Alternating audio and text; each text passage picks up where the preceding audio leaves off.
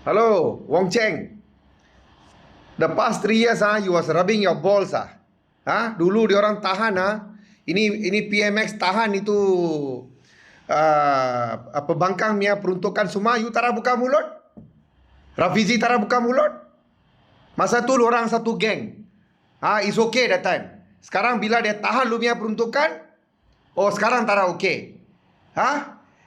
I'm going to tell all the Subang Jaya people, don't vote this kind of people, useless MP, You ask his report card, his attendant at his service center. Minta semua penduduk Subang, pengundi Parlimen Subang minta report card sama dia. Berapa kali dia dah duduk dekat dia punya office dekat Puchong sana?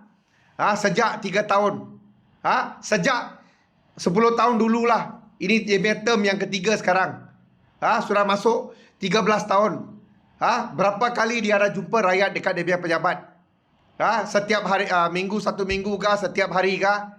Suruh dia tunjuk bukti lah. Untuk dia layak dapat ini peruntukan.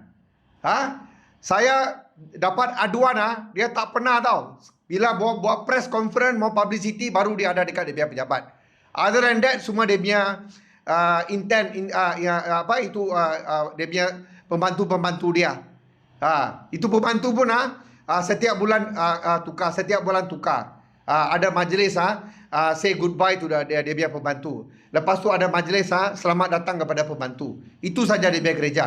Bila tengok dia punya Facebook, dia ada dekat London lah, dia ada dekat Kota Baru lah, dia ada dekat Cebu lah, dia ada dekat Brussels lah, semua tempat dia ada.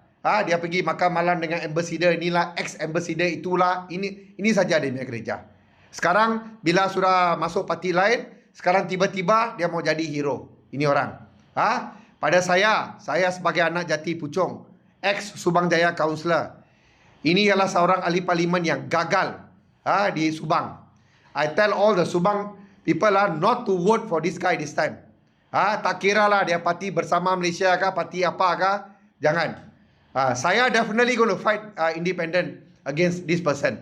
Kalau dia candidate dekat Subang, saya lawan. Calon bebas kah atau apakah, tengok nantilah. Tapi saya mesti lawan ini orang.